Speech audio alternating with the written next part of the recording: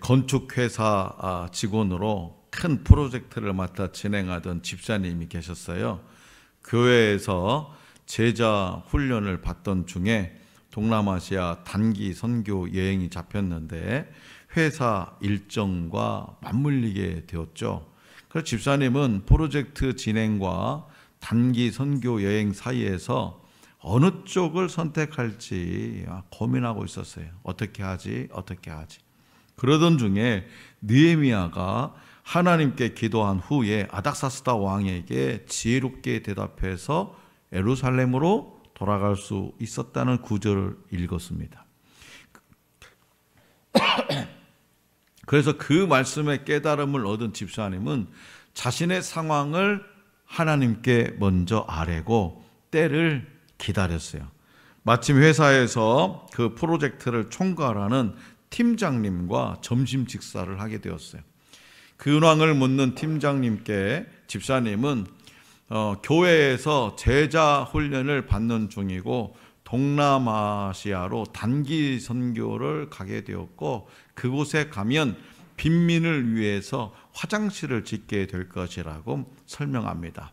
이야기를 듣던 팀장님은요, 계속 이 선교 사역에 대해서 물어봤고요. 결국 집사님이 단기 선교를 다녀올 수 있도록 흔쾌히 허락을 해 주었습니다. 그 팀장님은 집사님의 성실함과 능력을 이미 알고 있었고요. 그를 신뢰했기 때문이었습니다. 그러니까 집사님은 선교지 봉사 활동을 하고 돌아와서 회사 프로젝트도 아무 탈 없이 마무리할 수 있었습니다. 집사님은 그 일을 통해서 삶의 모든 순간에 최선을 다하고 기도로 지혜를 구하면 하나님이 적절한 때에 응답해 주심을 다시 한번 깨닫게 되었다라고 고백합니다. 오늘 우리에게 주신 본문 말씀에 등장하는 느헤미야가 예루살렘 성벽이 허물어졌다는 소식을 들은 것은 아닥사스다 왕 20년 기슬르월입니다. 본문의 사건 배경은 그로부터 4개월이 지난 니산월입니다. 느헤미야는 예루살렘 소식을 듣고 마음이 아팠지만 당장 서둘러 무엇인가를 하려고 조급해하지 않았고 4개월간 기도에 집중했어요. 느헤미야는 자신의 자리를 지키면서 기도하며 기회를 기다렸던 거죠. 이렇게 기도하는 사람은 서두르지 않습니다. 본문 말씀 2장 1절 2절에 수심이라는 단어 히브리어 라는 슬픔을 의미해요. 슬픔. 그는 4개월 동안 예루살렘을 위해 슬퍼하며 금식하기도 했습니다. 당시 페르시아, 이 바벨론의 속주는 제국에 대한 반란의 정황이 감지되면 이를 신속하게 보고해야 할 그런 의무가 있었어요. 그리고 예루살렘 성벽 재건에 관한 것도 이 신속하게 보고하는 상황에 해당하는 것이었습니다.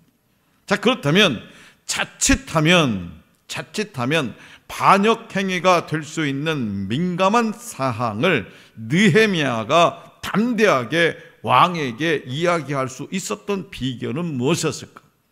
또한 느헤미야가 왕의 허락을 받아서 예루살렘에 갈 수 있었던 것은 무엇이었을까요? 먼저 하나님은 매 순간 자기 삶에 최선을 다하는 하나님의 사람이 되라고 말씀하십니다. 본문 말씀 1절에서 3절입니다. 1절에서 3절 다 같이 받들었겠습니다. 시작. 아닥사스다 왕 제20년 니산월에 왕 앞에 포도주가 있기로 내가 그 포도주를 왕에게 드렸는데 이전에는 내가 왕 앞에서 수심이 없었더니 왕이 내게 이르시되 네가 병이 없거늘 어찌하여 얼굴에 수심이 있느냐 이는 필요한데 마음에 근심이 있음이로다 하더라. 그때에 내가 크게 두려워하여 왕께 대답하되 왕은 만세수를 하옵소서. 내 조상들의 묘실이 있는 성읍이 이제까지 황폐하고 성문이 불탔사오니 내가 어찌 얼굴에 수심이 없사오리까 하니. 아멘. 예루살렘 성전이 파손되었다는 이야기를 들은 느헤미야는 수일 동안 슬퍼하며 금식했습니다. 1장 마지막 절인 11절은 그가 그때 왕의 술관원이었다라고 기록하고 있습니다. 술관원, 어디에서 들어본 말 아닙니까? 창세기에서 요셉이 감옥에 갇혔을 때 꿈을 해몽해 주었던 두 사람 중에 살아남은 사람도 누구죠? 술관원이었습니다. 당시에 술관원은 왕의 식탁과 왕궁 잔치에서 마시는 술을 검사하는 임무를 맡았어요. 그뿐만 아니라 왕과 사적인 대화를 나누거나 왕에게 조언할 수도 있어서 왕에게 영향력을 행사할 수 있는 자리였습니다. 한마디로 말하면 왕의 측근이었다는 거죠. 그렇다면 느헤미야가 왕의 술관원이 되었다는 것은 무엇을 뜻하는 것일까요?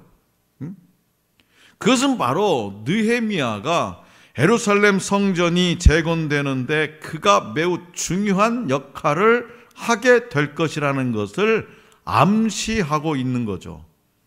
이미 하나님께서 태초부터 계획된 그런 서사입니다. 구원 역사에.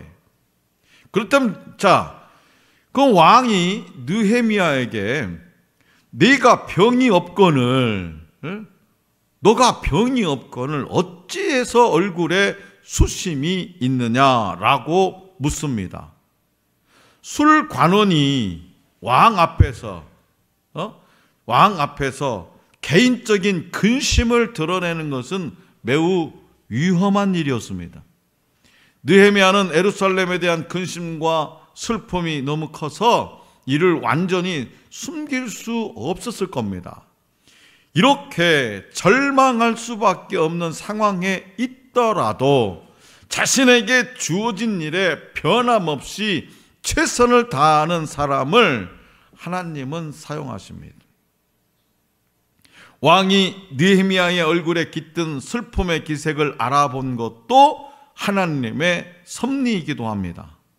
이런 상황을 볼 때 느헤미야가 평소에 왕의 신임을 받고 있었음을 알 수 있죠.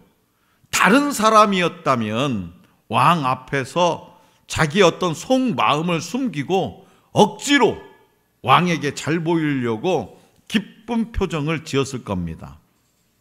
슬픈 기색을 띠면 때에 따라서는 왕의 마음을 건드리니까 그냥 당장 내칠 수도 있는 거죠. 그러나 느헤미야는 용기를 내서 조상들의 묘실이 있는 성읍이 무너지고 불탔기 때문이다 라고 말했어요.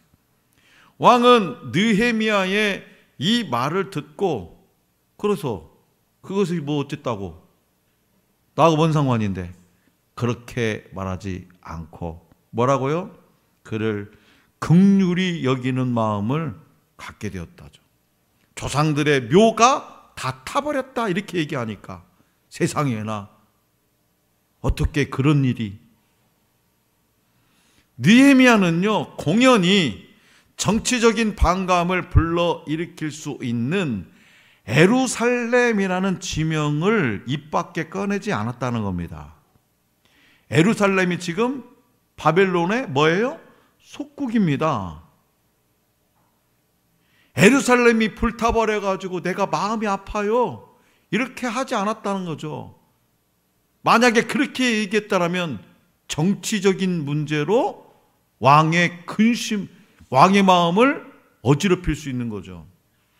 다시 말해서 느헤미야는 하나님이 주시는 지혜로 아주 사적이고 일반적인 답변을 했던 거예요. 자, 그렇다면 여러분들은 지금 여러분들에게 처한 환경에 대해서 어떻게 하고 있습니까? 원망하고 불평하고 근심하고 있습니까? 우리는 수환이는 지금 하루하루를 자고 나면 막 수시가 수능 시간이 다가오는데 그런 일에 대해서 근심하고 걱정하고 아이고 90 며칠 남았네, 아이고 하루 또 지났네, 아이고 하루 또 더 가오네, 세상에 공부는 아직 준비도 안 됐는데 그러고 있습니까? 그 자리에서 하나님의 뜻을 이루기 위해 어떤 변화와 노력을 하고 있습니까? 하나님은 저와 여러분에게 처한 환경을 다 아시고 저와 여러분들이 어떻게 행하는지를 지켜보십니다. 어떻게 행동하는지, 어떻게 말하고 있는지, 어떻게 생각하고 있는지 그걸 지켜보고 계세요. 그래서 시편 기자는 주께서 내가 앉고 일어섬을 아시고 멀리서도 나의 생각을 밝히 아시오며 라고 고백했습니다. 앉고 일어섬을 아시고 멀리서도 나의 생각을 밝히 아신다. 하나님은 저와 여러분들이 현재 상황에서 최선을 다하기를 원하고 바라고 기대하십니다. 자기 일을 열심히 하고 하나님의 도우심을 간절히 구할 때 하나님은 저와 여러분들의 일에 간섭하시고 역사하십니다. 느헤미야가 술 관원이 되기 위해 느헤미야의 정체성이 뭔데요? 바벨론의 포로로 끌려온 사람 아닙니까? 느헤미야가 술 관원, 높은 관직이 되기 위해서 어떤 노력을 했는지 성경은 단 한 줄도 기록하고 있지 않지만 그가 그 높은 관직에 이르기까지 주저앉아 울며 기도만 하는 사람은 아니었을 겁니다. 그런 사람을 바벨론 왕이 높은 자리에 올리지는 않았을 겁니다.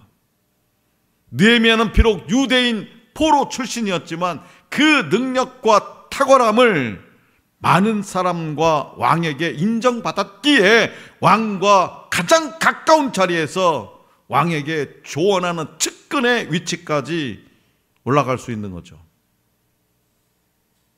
그렇기 때문에 저와 여러분들도 특별히 우리 하늘소망교회 어린이들과 청소년 청년들은 자신의 장점과 은사를 살려서 다른 사람을 섬기는 일에 최선을 다해 감당하시기 바랍니다.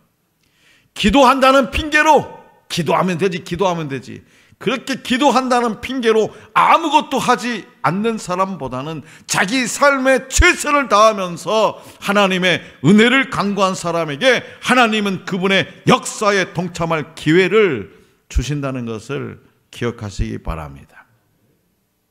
그래서 우리 수환이가 지금 해야 할 일은 뭐냐? 열심히 외워야 되는 거예요. 공부는 뭐다? 외우는 겁니다. 공부는 외우는 거예요. 그러니까 열심히 외우고 또 기도해야 돼. 하나님, 내가 많은 것을 기억할 수 있도록 지혜를 주시고 생각나는 것, 나지 않는 것도 생각나게 해주시고 그 기도해야 돼. 열심히 하고 하지도 안 하면서 하나님 이번에 수시에 그냥 대박 나게 해주세요. 수능 대박. 우리 수아이뿐만이 아니죠. 우리가 하는 모든 일이 그렇습니다. 둘째, 매 순간 기도로 지혜를 구하는 하나님이 사람의 되라고 말합니다. 매 순간 기도로 지혜를 구하는 하나님의 사람이 되라. 본문 말씀 4절에서 6절입니다. 다 같이 받들겠습니다. 시작. 왕이 내게 이르시되 그러면 네가 무엇을 원하느냐 하시기로 내가 곧 하나님께 묻노라고 왕에게 아뢰되 왕이 만일 좋게 여기시고 종이 왕의 목전에서 은혜를 얻었사오면 나를 유다 땅 나의 조상들의 묘실이 있는 성읍에 보내어 그 성을 건축하게 하옵소서 하였는데 6절까지요. 그때 왕후도 왕 곁에 앉아 있었더라. 왕이 내게 이르시되 내가 몇 날에 다녀올 길이며 어느 때 돌아오겠느냐 하고 왕이 나를 보내기를 좋게 여기시기로 내가 기한을 정하고. 아멘. 왕의 질문을 받은 느헤미야는 예루살렘이 파손된 소식으로 인해서 자신이 근심하고 있음을 왕에게 말했죠. 그는 잠시 두려워했습니다. 왜? 왕이 어떻게 할지 모르니까. 왕 마음이니까. 죽이고 살리고는. 그래서 왕을 섬겨야 하는 신하로서 근심스러운 모습을 보였기 때문입니다. 그래서 왕의 노여움을 살 수도 있고 자신의 대답으로 인해서 오히려 예루살렘에 좋지 않은 영향을 미칠까 염려했기 때문이죠. 느헤미야가 예루살렘의 상황을 설명하자 왕은 느헤미야에게 무엇을 원하느냐 라고 묻습니다. 본문 말씀 4절에 기록된 대로 느헤미야는 그 즉시 하늘의 하나님께 뭐 했다? 기도합니다. 느헤미야에 자주 등장하는 하늘, 느헤미야서에 자주 등장하는 하늘의 히브리어 샤마임은요, 눈에 보이는 창공을 넘어 그들이 볼 수 없는 어떤 공간을 지칭하는 단어입니다. 눈에 보이는 창공을 넘어 그들이 볼 수 없는 어떤 공간, 이것이 뭐야? 샤마임, 하늘이에요. 그렇기 때문에 하늘의 하나님이란 눈에 보이지 않는 곳까지 모든 곳의 주인이 하나님이시라는 느헤미야의 신앙 고백이에요. 느헤미야는 잠시 그 하나님께 기도했습니다. 지금 왕이 질문하는데 빨리 대답을 해야지. 기도해요. 개역개정 성경, 우리가 보는 성경은 그 기도를 뭐라고 했냐? 묵도라고 번역하죠. 묵도는 우리 일상에 매우 필요한 기도입니다. 느헤미야처럼 우리는 순간적으로 닥친 위기와 급작스러운 질문 앞에서라 언제라도 잠시라도 집중해서 하나님께 그분의 뜻을 물어야 된다는 거죠. 교통사고가 빵 났어요. 어떻게 막 설레발을 뜨는 것이 아니라 하나님 어떡하죠? 기도해야 된다는 거죠. 이게 바로 뭐냐? 묵도예요. 느헤미야가 했던 묵도. 그렇다면 자, 여러분들이 공부할 때나 회사일, 집안일, 여러 사역 등을 감당할 때 순간순간 기도하며 지혜를 구하고 있습니까?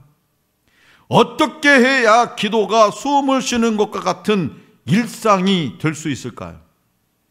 하나님은요, 매 순간 우리와 대화하기를 원하세요. 특별한 일이 있을 때만 하나님께 나아가 매달리는 것이 아니라 하나님과 동행하는 것이 우리의 일상이기를 바라십니다. 그래서 기도는 뭐라? 호흡과 같다, 이런 말을 하죠. 숨을 들이쉬거나 내뱉기만 해서는 안 돼요. 그러니까 들어쉬기만 하면 안 돼. 그렇다고 해서 내뱉기만 해서 호흡이 제대로 이루어지지 않습니다. 숨을 한 번 들이쉬면 한 번 내뱉어야 돼요. 계속해서 들숨과 날숨이 있어야 되는 거죠. 그래야 호흡이죠. 기도도 마찬가지예요. 내가 원하는 것만 주장하지 말고 내 삶과 내 기도 제목에 대해서 하나님이 어떻게 생각하시는지 들어야 됩니다. 그래서 우리는 40일 말씀 양육 동안에 뭐라고? 기도했습니까? 그러면 하나님의 음성을, 그 기도에 대한 음성을 들으세요 하고 그런 시간을 갖게 하죠. 그래서 하나님의 뜻과 마음을 이해하려고 기다리는 것이 바른 기도예요. 기다리는 것. 주시옵소서, 아멘, 나 집에 갑니다, 이게 아니라는 거죠. 그래서 느헤미야는 왕의 질문에 대답하기 전에 하늘의 하나님께 기도했어요. 이 모습을 볼 때 그는 하나님께 기도하는 것이 습관화된 사람이었음을 알 수 있는 거죠. 이러한 모습은 하나님과 깊은 관계를 유지했기 때문에 가능한 모습입니다. 이처럼 하나님과 친밀한 관계를 유지하는 것이 하나님의 뜻을 이루며 이 세상을 지혜롭게 살아가는 최상의 방법입니다. 그렇기 때문에 저와 여러분들도 모든 순간에 하나님의 도우심을 구하는 기도를 드려야 됩니다. 기도할 때에 하나님이 능력과 지혜를 주시고 그분의 뜻을 이루도록 도와주십니다. 겸손한 마음으로 사람들에게 도움을 요청하고 필요 이상의 것을 욕심내지 않을 때 하나님은 어떤 방법을 통해서든 우리를 도우십니다. 마지막으로 하나님은 세밀한 계획과 전략을 세우고 실천하는 하나님의 사람이 되라고 말씀하십니다. 자, 본문 말씀 7절에서 10절입니다. 7절에서 10절 다 같이 시작. 내가 또 왕에게 아뢰되 왕이 만일 좋게 여기시거든 강 서쪽 총독들에게 내리시는 조서를 내게 주사 그들이 나를 용납하여 유다에 들어가기까지 통과하게 하시고 또 왕의 삼립 감독 아삽에게 조서를 내리사 그가 성전에 속한 영문의 문과 성곽과 내가 들어갈 집을 위하여 들보로 쓸 제목을 내게 주게 하옵소서 하매 내 하나님의 선한 손이 나를 도우심으로 왕이 허락하고 군대 장관과 마병을 보내어 나와 함께하게 하시기로 내가 강 서쪽에 있는 총독들에게 이르러 왕의 조서를 전하였더니 호론 사람 산발락과 종이었던 암몬 사람 도비아가 이스라엘 자손을 흥왕하게 하려는 사람이 왔다 함을 듣고 심히 근심하더라. 아멘. 자, 왕에게 유다를 예루살렘을 방문하는 것을 허락받은 느헤미야는 몇 가지 사항을 구체적으로 요청하며, 첫째는 강 서쪽에 총독들에게 보여줄 조서를 써주어서 자신이 어려움 없이 유다 땅에 들어갈 수 있게 해달라는 겁니다. 암행어사 마패와 같은 거죠. 둘째, 건축에 쓸, 이제 무너졌으니 예루살렘 성을 세울 건축에 쓸 제목을 제공해달라는 겁니다. 느헤미야가 요청한 내용을 볼 때 그가 이미 유다로 돌아가 일하기 위해서 세밀하게, 기도만 한 것이 아니라 세밀하게 계획과 전략을 세워두었음을 알 수 있는 거죠. 이처럼 하나님의 일을 하기 위해서는 세밀한 계획과 효과적인 전략을 세워야 합니다. 다시 말해서 하나님께 은혜를 구하고 사람 앞에 겸손하되 일을 진행할 때는 치밀하고 체계적으로 해야 한다는 거죠. 여기서 저와 여러분들이 마음 깊이 새겨둘 것은 하나님이 은혜를 부어주시는 것과 사람이 세밀하게 준비하는 것은 상충, 비례하지 않는다는 겁니다. 하나님의 은혜 위에 우리의 실제적인 노력이 더해주는 거예요.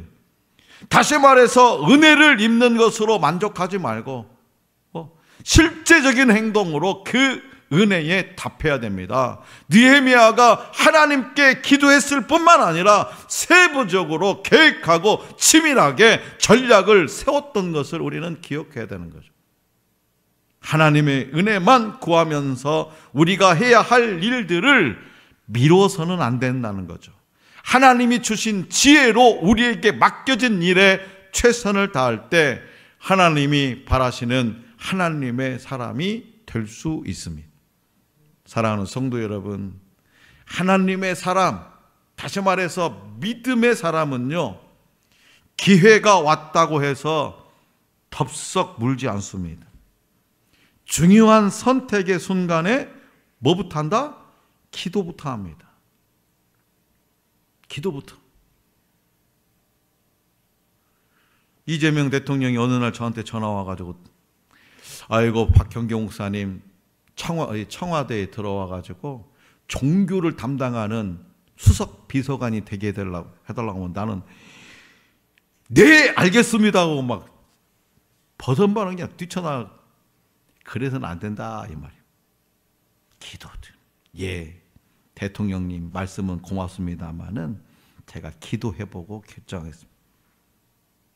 그러니까 우리는 항상 목사님들한테 뭔 부탁을 하잖아요.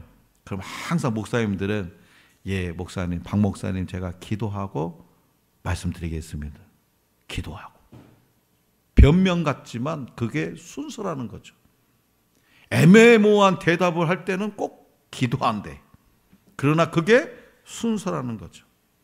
하나님께 분별력과 지혜를 구합니다.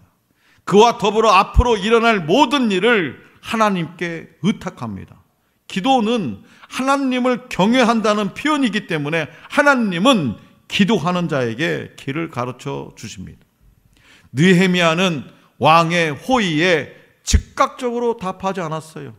왕의 호의에 얼마나 기쁜 소리예요. 그러나 즉각적으로 답하지 않았다는 거죠. 그는 예루살렘 재건에 대해서 여러 날 고민했음에도 왕 앞에서 또다시 기도했습니다. 이 기도를 통해서 그는 왕의 마음을 열 수 있는 지혜로운 말을 얻게 된 거죠. 할 말을 가르쳐 주시는 분도, 사람의 마음을 움직이시는 분도 하나님이십니다. 그렇기 때문에 모든 일에서 하나님의 지혜와 인도를 구해야 되는 거죠. 실수하거나 죄를 짓지 않으려면 성령보다 앞서가지 말아야 됩니다. 또한 하나님은 주어진 자리에서 세밀한 계획과 전력을 세워서 최선을 다하는 이에게 기회를 주십니다. 자기 욕심을 채우는 기회가 아니라 민족을 살리고 예배를 회복하고 하나님의 뜻을 이루는 기회입니다. 그러므로 무엇보다도 먼저 하나님을 더욱 가까이 하며 그분의 뜻을 깨닫는 저와 여러분들이 될 수 있기를 원합니다. 그 어떤 삶이라도 최선을 다하고 기도로 지혜를 구하여 하나님이 준비하신 복을 누리며 살아가는 우리 모두가 될 수 있기를 간절히 기원합니다.